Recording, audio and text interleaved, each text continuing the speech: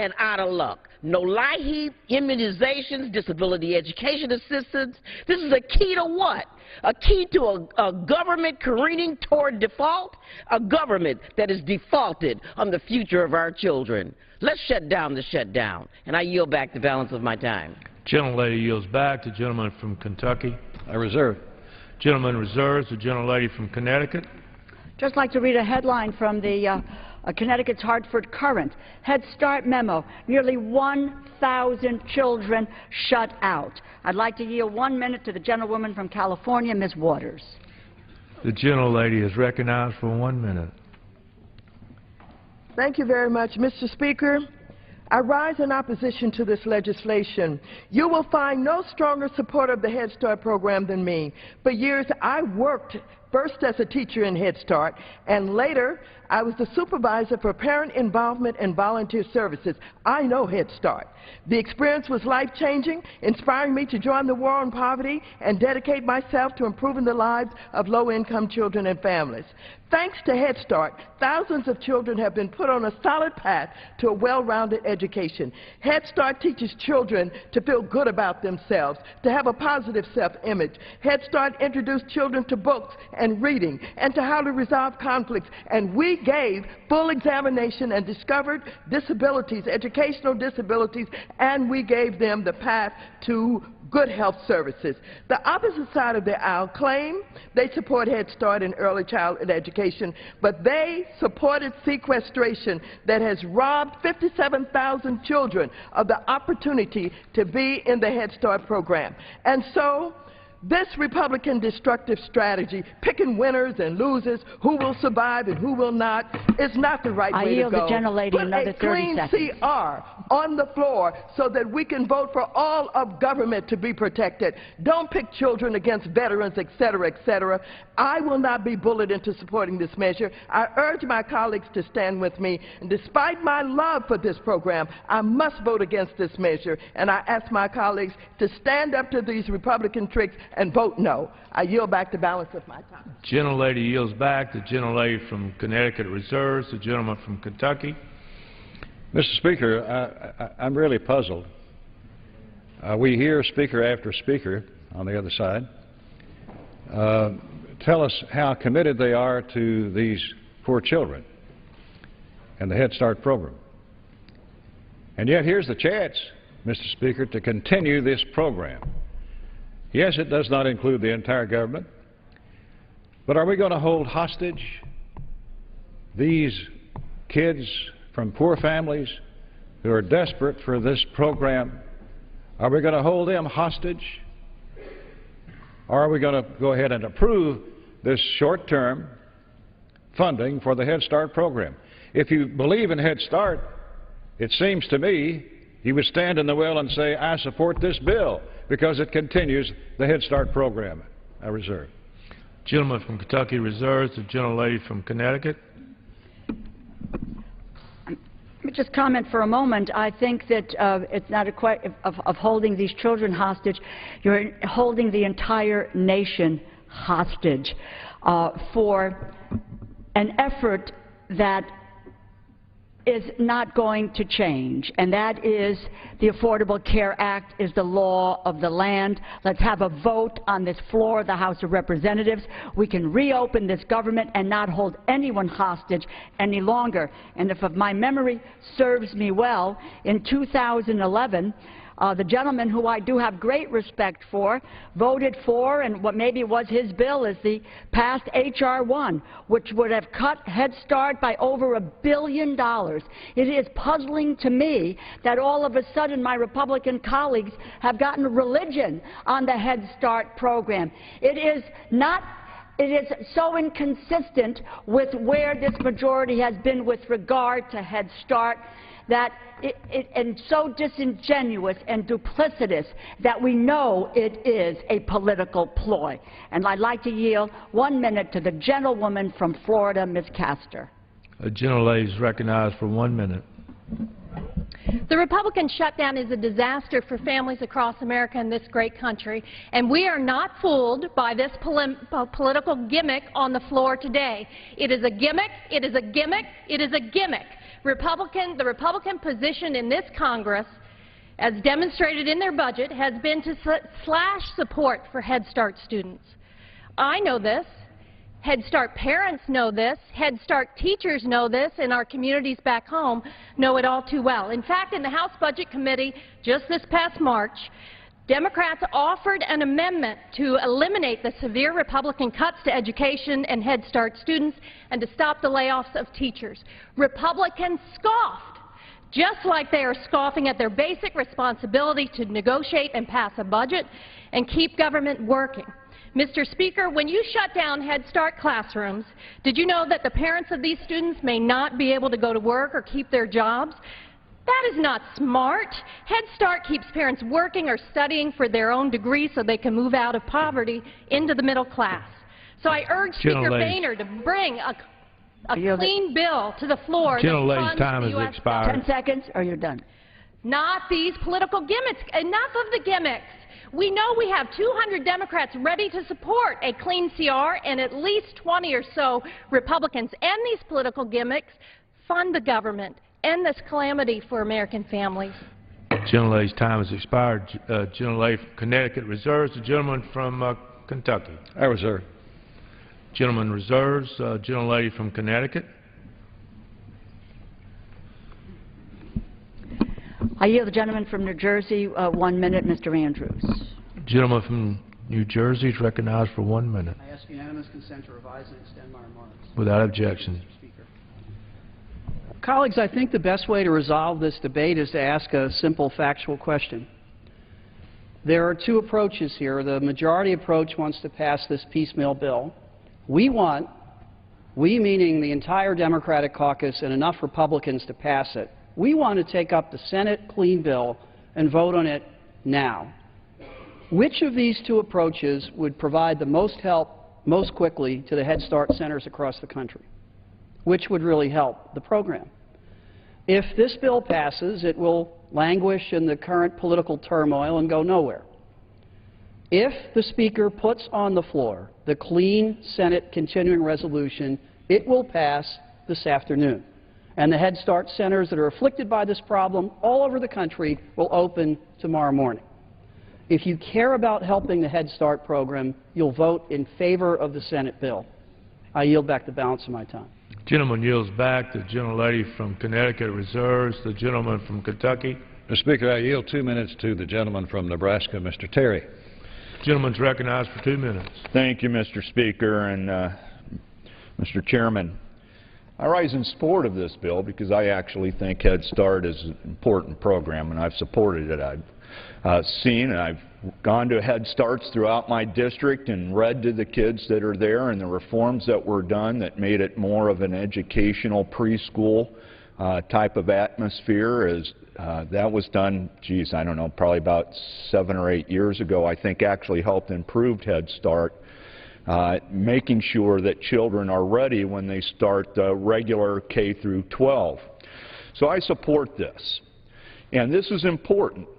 And in this atmosphere where it is all or nothing and no negotiations, we're not going to talk to you, we're left to doing these micro or minivan type of bills where we take the most important essential programs and say, you know, we agree with you that Head Start is a worthwhile program and it's worth funding. So why don't we just work together and agree that we will fund Head Start at the budget level? Yeah, I heard comments earlier about some Republicans wanted to cut it, and yes, there's going to be some that do. So if you think that it's that cynical, call us on it. Vote for it. You want Head Start to continue? And you think we're being cynical with this? Call us on it. Vote for it. Let's send it over in a bipartisan measure over to the Senate and force them to vote for it. What's the worst thing that's going to happen? Oh, Head Start gets funded. I yield back. Gentleman yields back. The chair reminds members to address their remarks to the chair. The gentleman from Kentucky reserves. The gentlelady from Connecticut. I would just say to my colleague who just spoke, vote for it. let's take the bill that was passed in the Senate, bring it here. There are apparently enough votes to reopen this government. Vote for it. Why be afraid of the process? That's what we do here. We vote. Bring the bill here. Let's open it up and take our chances. What are we afraid of? What are we afraid of? Are we afraid that, in fact, some Republicans will join all of the Democrats to pass a bill that reopens the federal government and protects these children, protects our veterans, protects our workers, protects everyone? There is just a fear and loathing here which I truly do not understand. You know, with regard to Head Start and other early childhood education programs, we know what those economic dividends are. It's about productivity. It's about prosperity. But it is about the quality of their life and their future. That's what Head Start means. And given the record of this majority and its past actions in cutting funding over and over and over again for Head Start, just proves how disingenuous this gimmick is here today. They're playing to the crowd, but the crowd isn't listening. No one will forget what you have done. In fact, Head Start graduates are less likely to need special education services, to be left back a grade, or to get into trouble with the law. They are more likely to go on to college and to have a professional career. It is a program, yes, that works wonders, which is why we've all been surprised and dismayed by our Republicans and their attempts to slash this funding in the past. May I ask the gentleman if he has an additional speaker or if he's going to close? Mr. Speaker, I have no further speakers, and I'm prepared to close. Okay. Can the gentleman please let me know how much time I have? You have 1 minute remaining. Okay. I said, you know... 1.5 minutes, I'm sorry. Thank you. Thank you. That's why I'm dismayed, but we are all dismayed. We have fought these battles on Head Start in the committee. The ranking member of the Appropriations Committee, who sits on the Labor HHS subcommittee, we fought over and over and over again, talking about how important this program is. And day after day after day, we have been told that the facts belie themselves, that this is not a successful program, that kids aren't learning, and they have drug up studies from 20 years ago to tell us that this program doesn't work. All of a sudden, today, they think that there is merit in Head Start. I hope this extends to what the President has asked for in universal early childhood education. Do you know that the Labor HH Subcommittee never even saw a markup? Nor did they ever mention with their draft proposal early childhood education. They dismissed the President's view of early childhood education and providing universal coverage, universal early education for kids. And now today, they stand before this body and this nation and say they support this effort. Let me just tell you, this is more of the reason why the hostage-taking by the majority has to end. Time has Every day we waste time with these gimmicks, mortgages our kids' future, and our future as a nation. It's not responsible governing, and it's time for it to end. Gentleman from Kentucky. Mr. Speaker, I yield myself whatever time remains. Gentleman's recognized. You know, Mr. Speaker, we've heard here today what we've heard in the last several days from the other side, that they will not vote for any of these individual bills because we're not bringing the entire continuing resolution before the House. But let me point out with this bill, the 10th in this series that we brought out in so-called piecemeal fashion, this 10th bill will take us to about a third of the CR, the original continuing resolution. So we're passing the continuing resolution one piece at a time, but nevertheless we're passing a continuing resolution. And to say that I'm not going to vote for this bill because you don't have all of the bills before us doesn't have much logic to it. It means that every bill that comes before the House could be argued the same way. I won't vote for that bill because it doesn't fund whatever or enact whatever piece of legislation that's waiting in the wings. Now, Mr. Speaker, this is about Head Start. It's not about health care. It's not about procedure. It's not about whether or not this piecemeal or full or what have you. It's about Head Start.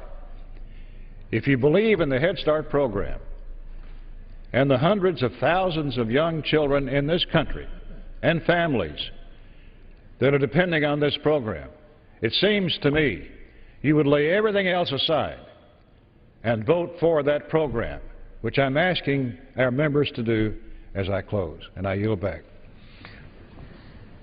Gentleman yields back. All time for debate has expired.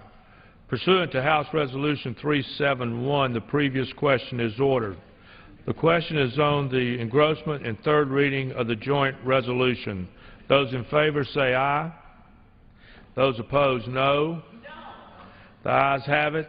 Third reading. Joint resolution making continuing appropriations for Head Start for fiscal year 2014 and for other purposes. For what purposes, gentlelady from California, rise? Mr. Speaker, I have a motion to recommit at the desk. Is the gentlelady opposed to the joint resolution? Yes, I am opposed. The gentlelady qualifies. The clerk will report the motion. Mrs. Capps of California moves to recommit the joint resolution, House Joint Resolution 84, to the Committee on Appropriations with instructions to report the same back to the House forthwith with the following amendment. Strike all after the resolving clause and insert the following. That upon passage of this joint resolution by the House of Representatives, the joint resolution, House Joint Resolution 59, making continuing appropriations for fiscal year 2014 and for other purposes, as amended by the Senate on September 27, 2013, shall be considered to have been taken from the Speaker's table, and the House shall be considered to have 1. Receded from its amendment, and 2. Concurred in the Senate amendment. For what purpose does the gentleman from Kentucky rise? I reserve a point of order on the gentlelady's motion. The gentleman reserves point of order. Pursuant to the rule, the gentlelady from California is recognized for 5 minutes in support of her motion. Thank you, Mr. Speaker. I'm honored to speak on this topic. I worked for decades in our nation's public schools as a school nurse, and I saw firsthand in my community the tremendous effects that Head Start programs have for so many of our most vulnerable children. No one is a stronger supporter of this program. But today is really not about the children of Head Start or their families. Today is about ending the childish behavior of the Republican leadership who continue to stand in the way of reopening our government. Let me be clear. We are here today because one faction of one party in one House of Congress has shut down the United States government because they don't like one law, the Affordable Care Act. This is a law that was passed by this Congress. It was affirmed by the Supreme Court, and it was a focal point of the last election, where the candidate for president who supported the law won. But none of this matters to our Republican colleagues. Instead, they have let their obsession with repealing the Affordable Care Act bring our entire federal government to a screeching halt. Mr. Speaker, this piecemeal approach pushed by my colleagues on the other side of the aisle to reopen certain parts of the government is merely a facade. It's a gimmick, as my colleague referred to it, giving the illusion that they are trying to fix the problem. But they are not. Instead, we find ourselves here picking and choosing and waiting for them to decide whose lucky day it is to be funded by the Republican leadership. This is not the way to run a great nation. Even if we reopen Head Start programs, what about the millions of other students that benefit from programs administered by the Department of Education? What about the families who cannot get their child care vouchers? What about the job training programs to help the unemployed parents get back on their feet? How long do they have to wait, Mr. Speaker, until we get around to funding their programs? When is their lucky day? We cannot continue government funding by picking programs out of a hat. If the House leadership really wanted to fix the problem, they could do so today. If they would just bring a clean, continuing resolution to the House floor for a straight up or down vote. At least 25 of our Republican colleagues have publicly supported a vote for a clean, continuing resolution. That is enough votes to end the shutdown today. We know it, the Speaker knows it, and the American people know it. So we are still waiting. Now let me say it again. This government shutdown does not have to continue. We can end it right now. My amendment today is the 9th time that Democrats have provided a solution to end the government shutdown. And it is the only way to get a vote on the clean, negotiated, continuing resolution today. So I urge my colleagues on both sides of the aisle to take this opportunity. Let us stop wasting time. We must reopen the government. We must get back to our work, which is to rebuild our economy, to support our veterans, to pass a farm bill, to address the many other challenges that this great nation of ours faces. To do so, we need to stop playing these games. Therefore, I urge my colleagues, including my many Republican colleagues who have called for a vote on a clean CR, to join me today and to end this charade. I urge a yes vote on this motion, and I yield back the balance of my time. Gentlelady yields back. What purpose is the gentleman from Kentucky rise? Mr. Speaker, I make a point of order that the instructions contained in the motion violate Clause 7 of Rule 16, which requires that an amendment be germane to the bill under consideration. As the Chair recently ruled on October 2nd, 3rd, 4th, and 7th, 2013, the instructions contain a special order of business within the jurisdiction of the Committee on Rules, and therefore the amendment is not germane to the underlying bill. And, Mr. Speaker, I insist on my point of order. Does anyone wish to speak on the point of order? Mr. Speaker, point of order. Gentlelady from California. Mr. Speaker, doesn't the bill before us fund only a portion of the federal government? My motion to recommit would open up the entire federal government so that all of our education programs are there for all our children and families. Can the Chair explain, please, why it is not germane to open all of the nation's education programs?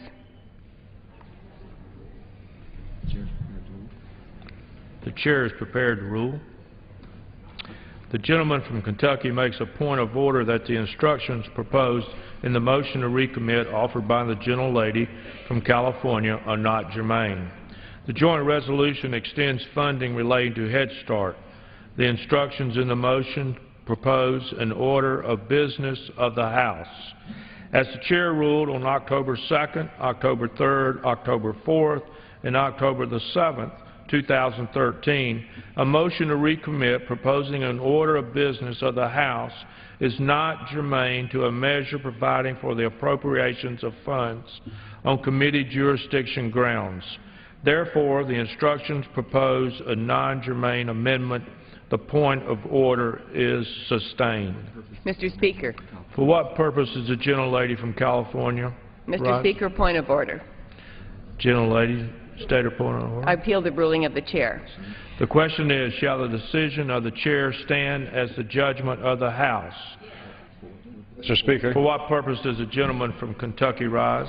I move to lay the appeal on the table. The question is on the motion to table. Those in favor say aye.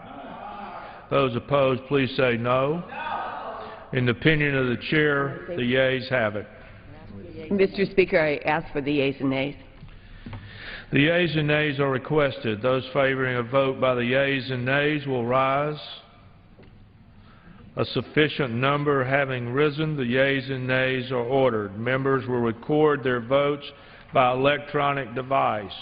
Pursuant to Clause 9 of Rule 20, this 15-minute vote on the motion to table will be followed by a 5-minute vote on passage of the joint resolution, if arising without further proceedings in recommittal. This is a 15-minute vote. So the House is holding its first series of recorded votes for the day as members are voting on another of the Republican series of mini funding bills to overcome the government shutdown.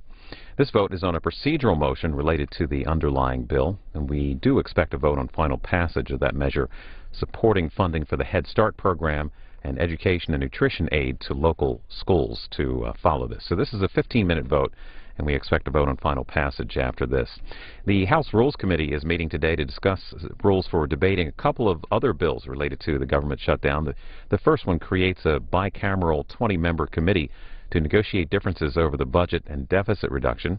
The second one deals with worker pay, requiring that certain federal employees currently on the job get paid while they're working. We are showing that live on C-SPAN 2 right now, although we do expect members to take a break quickly or shortly to come over to the House chamber here for votes. A reminder that the President will be holding a news briefing this afternoon with reporters. That'll get underway at 2 p.m. Eastern. We're planning live coverage on our companion network, C-SPAN 3, again starting at 2 p.m. Eastern. While this vote is underway, Republican leaders met earlier today to discuss a way forward on government funding, and afterwards they spoke with reporters.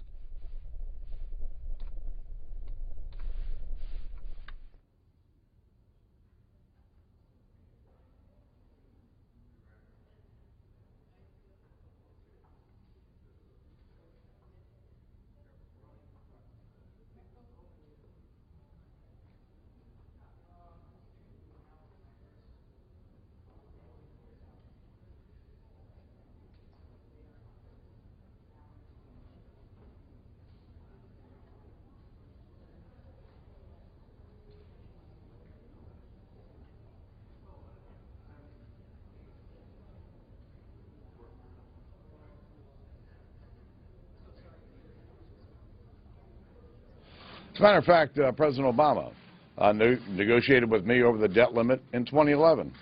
He also negotiated with the Blue Dog Democrats to raise the debt ceiling in 2010. So the way to resolve this is to sit down and have a conversation to resolve our differences. Good morning. In our last effort to fully fund the government, we asked for an end to special treatment for Congress. Simple. And we said if you're having a hard time using Obamacare's broken website, you shouldn't be penalized for not signing up this year. Very simple. That's all we were asking for. A one-year delay of that tax is more than fair given how poorly the rollout of Obamacare has been. And President Obama gave the same relief that we're asking for to big business. But the President and Senator Reid wanted to protect that tax. So we asked to sit down and talk. And they said no. In a divided government, the American people expect us to work together. Whether it's on the government's funding or the debt limit, people expect to have negotiations when there are two differing sides. In 1995, both sides sat down together under the same type of circumstances, and they ended up balancing the budget. In 2011, as the Speaker just said, we all sat down together, and now we'll have 2 consecutive years of reduced spending as a result. Never negotiating, a position of not negotiating is not a sustainable option. And we ask as President and Harry Reid to sit down and let's iron out our differences. You're going to hear a similar tone from everybody that's up here because it's very simple. Get into a room and solve our problems. The President made a decision not to go to Asia. We stayed in Washington. A perfect opportunity to communicate with one another. Another weekend missed. Another opportunity missed. I don't want America to miss any more opportunities. It's very simple. Harry Reid, come to the room. We're there. Mr. President, give a call. We're ready to answer.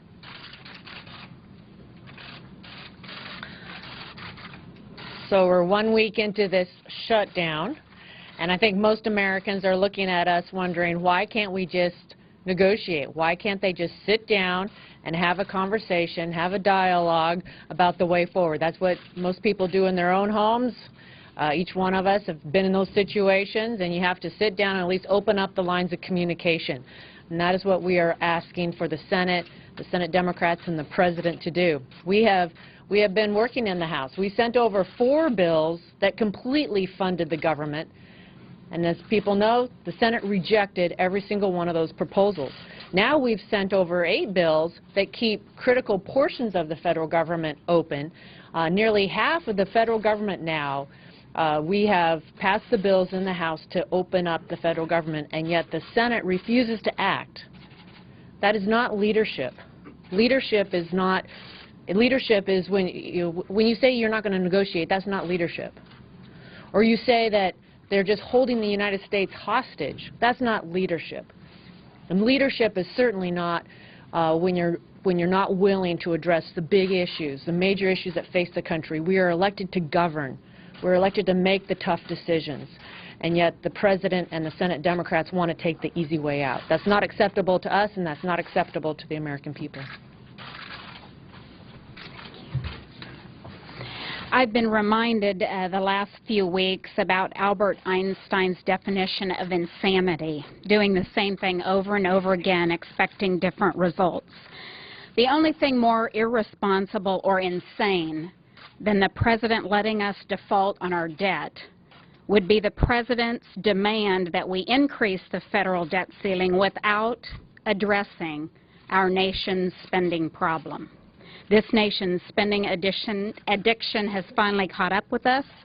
Today, each one of us owes over $53,000 in federal debt. This is not sustainable, and we need to start addressing it now. If we don't start now, when will we ever address our debt? When it hits $18 trillion, $19 trillion, or do we wait until our economy totally collapses? The American people expect more from their leaders, and it's time both parties sat down and had a conversation, work out our difference, and find a responsible way forward.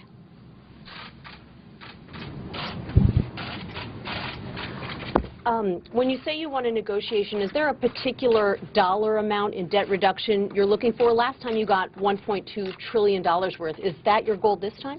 The last time the President and I sat down, it was actually $2.4 trillion worth of reductions over 10 years. I want to have a conversation. I'm not drawing any lines in the sand. It's time for us to just sit down and resolve our differences. Lift the debt ceiling and fund the government fully for a short amount of time before I'm not going to get into a whole lot of speculation. Well, that's the central argument. That no, it isn't. The central argument is this. Are we going to sit down and have a conversation, or aren't we? We haven't heard many details about what a possible debt ceiling package might look like coming from the House Republicans. I know you say you want to have a conversation with the President.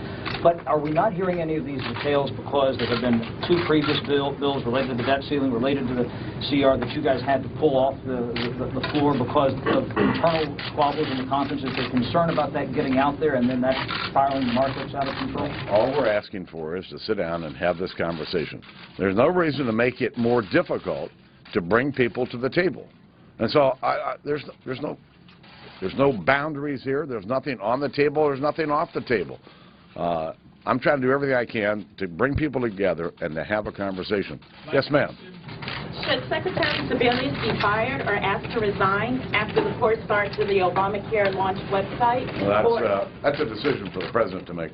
Stephen's vote has 217. Stephen's vote tally had 217 votes for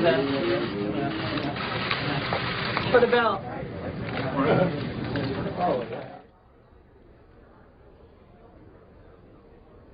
The House continues this series of votes. Members voting on another of the Republican series of mini funding bills to overcome that government shutdown. This vote on a procedural motion related to the underlying bill.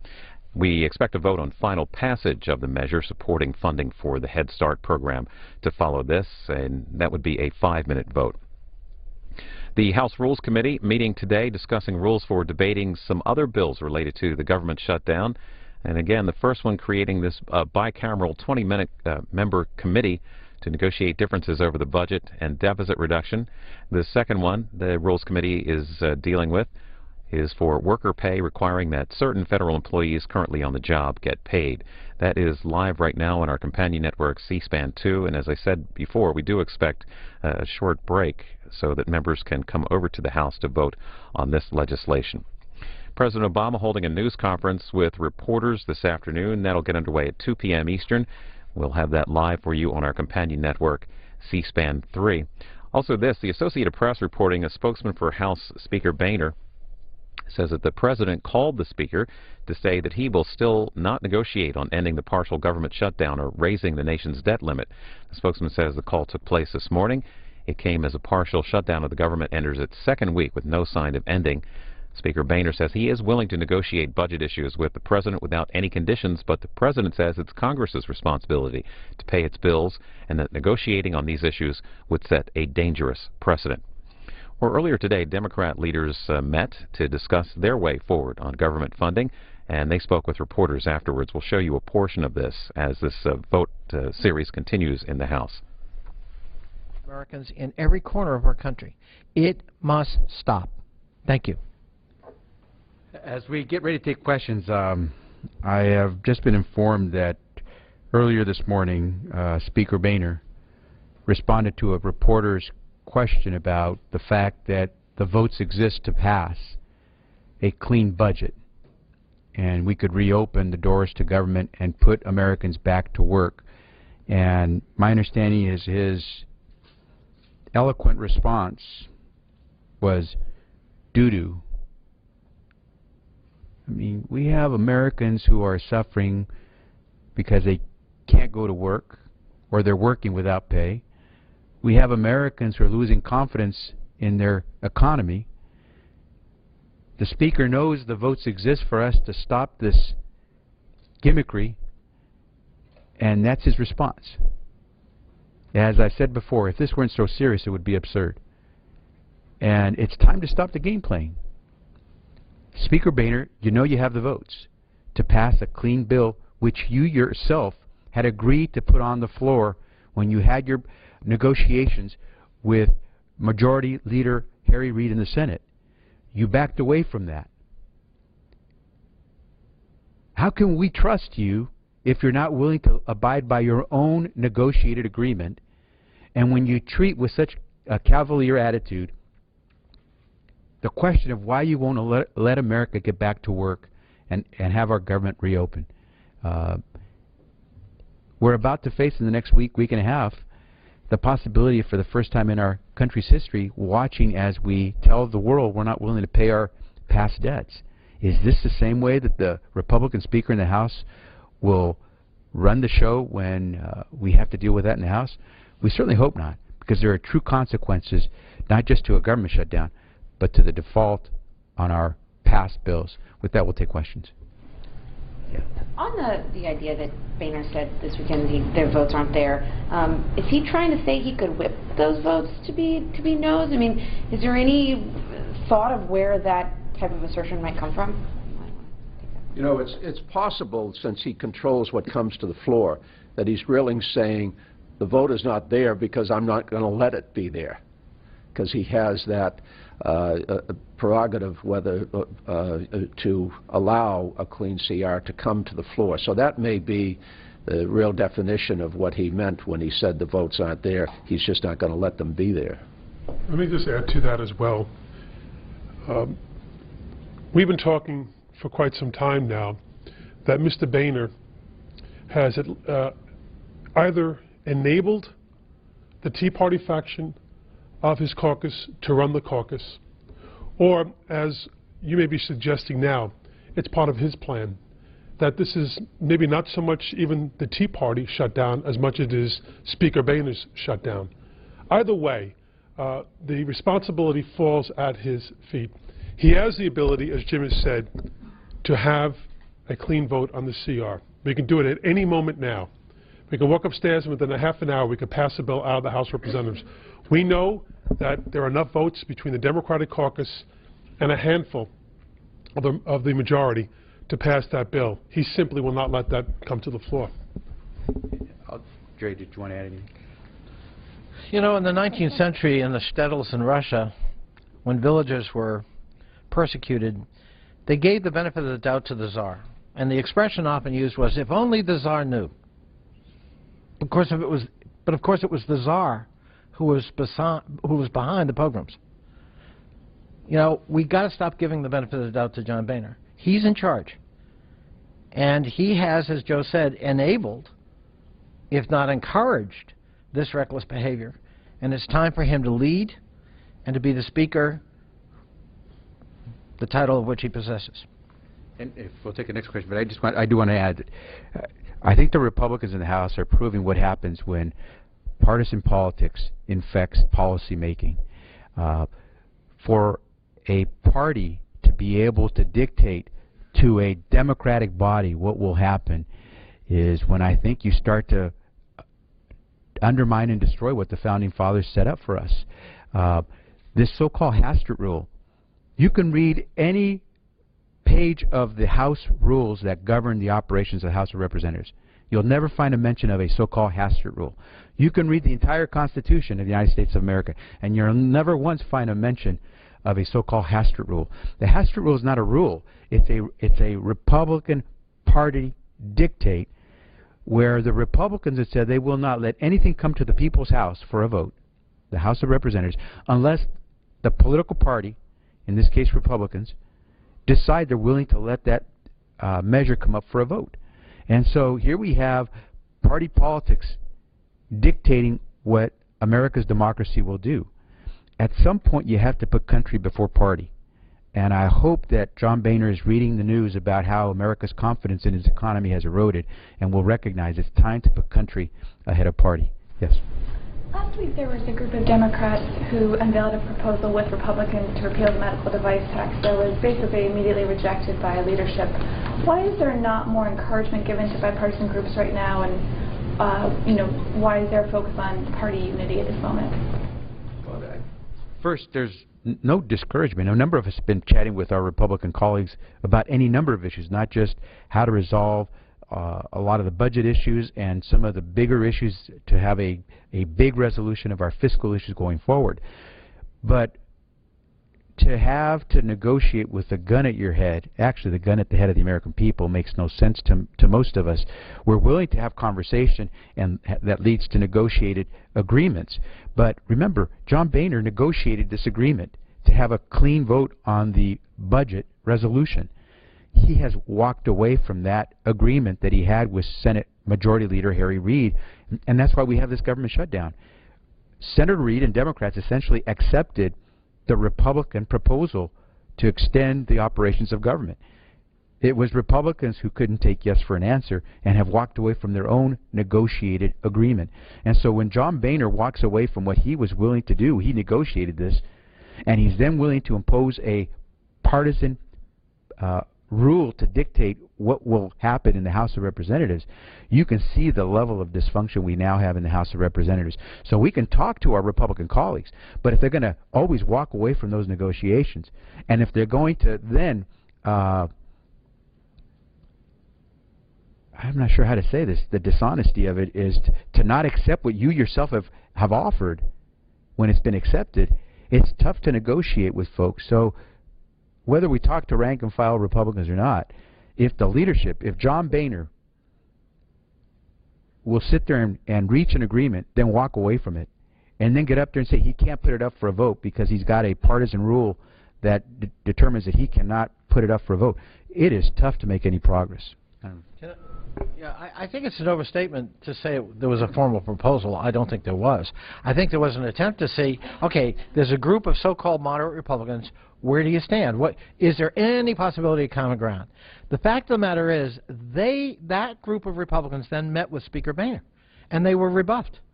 He told them in that meeting that he wouldn't bring anything like that to the floor, and that we were going to go close up to the debt ceiling, in which he'd wrap the two together. So they get rebuffed by their leadership. I would also just add to that as well, though, that it does show that Peter King and Charlie Dent are correct. there are Republicans who are willing to work with Democrats to pass a temporary CR. That we know. In fact, Peter King and Charlie Denton said a clean CR would pass the House. I think it would actually pass with more than 20 Republican votes if that bill came to the floor. It comes back to what we talked about before. The Speaker's refusal, no longer just the Tea Party Republicans, this is clearly the Speaker's doing. He is continuing to shut down this government by not allowing for a temporary CR to pass so that both parties can continue to discuss and to negotiate the passage of a full budget for our country. We're 8 days into this, and the October 17th deadline is fast approaching. How does this end? What's going to break the logjam? Good. Go ahead. Well, you know, none of us have an answer. If we had an answer, we would propose it. It's mind-boggling to think that the Congress of the United States would actually even seriously consider allowing our debt to default, to undermine the confidence that the American dollar has been able to generate for 200 years, and the kind of economic implosion that will occur if we actually go past the point of being able to pay interest and principal on our outstanding debt. That's just beyond comprehension. It should be. And yet, as Jerry mentioned, there are some members of the House majority that actually comprehend that and don't seem to be particularly concerned about it. We don't know what's going to happen, but it's going to be bad, and it's probably going to be worse than we could possibly imagine. It's really not complicated. I mean, there's an obvious answer. Let's pass a clean funding bill for the government, and let's pass a debt ceiling increase to make sure that we're good for our debts. I commend you Chris Matthews' new book I just finished reading called Tip and the Gipper. And he documents in there, I mean, we couldn't have had, up to that point, a more conservative ideological president than Ronald Reagan, and a staunch liberal Democrat as the Speaker of the House. They came together on debt and raised the debt ceiling, and the only condition Tip asked to deliver Democratic votes to the Republican president at that time. By the way, under Ronald Reagan, we raised the debt ceiling 18 times without conditions, except this one time. He asked for a thank you note from Ronald Reagan to all the Democrats who voted for it so that someone couldn't campaign against them for raising the debt ceiling in November. Tip supported Ronald Reagan in a tax increase 1 year after his Reagan Revolution, because it was, in fact, hemorrhaging red ink. And to the president's credit, he needed a tax increase, and he got it with Tip's help. They saved Social Security for another generation in a compromise. The two worked out. And they worked together on a lot of foreign policy issues. This relentless opposition to the president hurts the country. Adversarial politics, understanding we have a loyal opposition, absolutely healthy. But, I commend the example of Tip O'Neill, a Democratic Speaker, and Ronald Reagan, a Republican President, two very different ideological bents.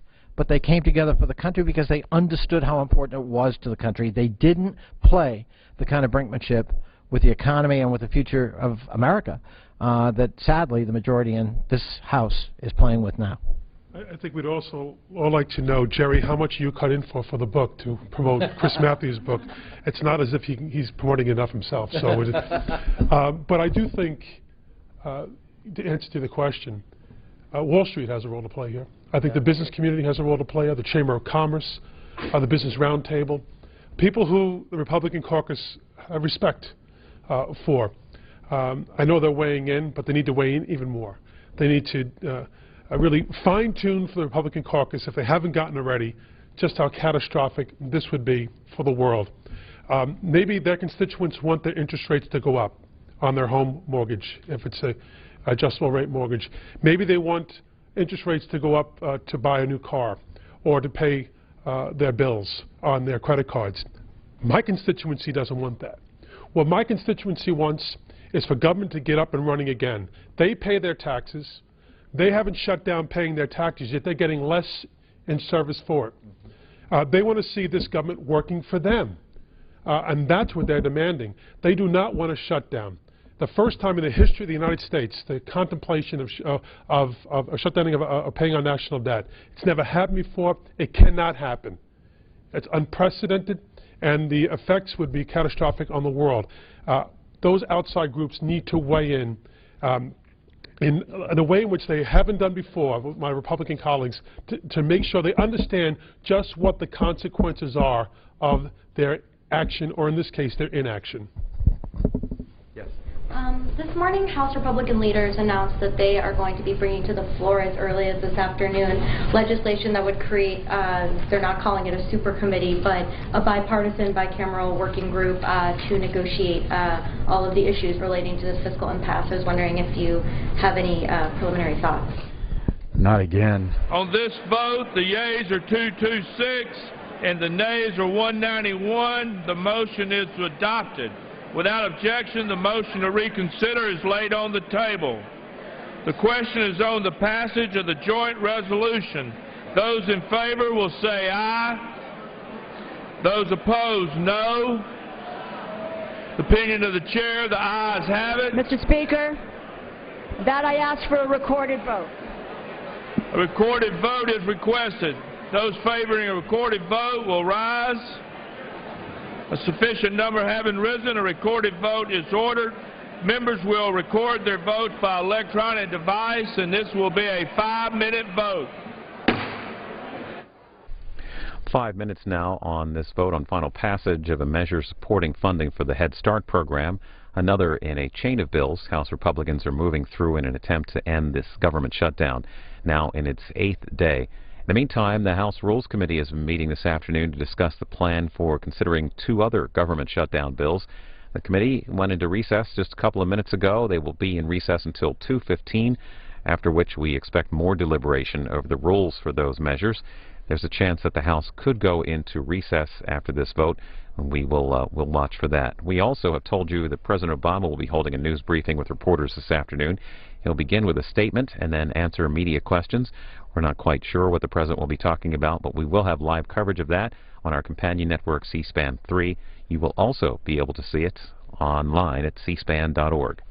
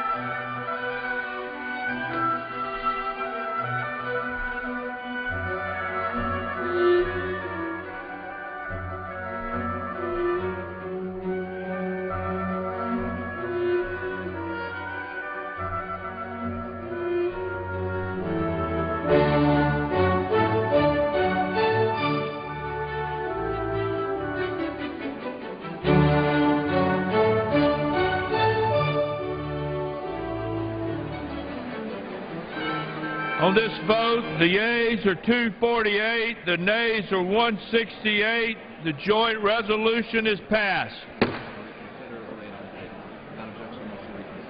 Without objection, the motion to reconsider is laid on the table.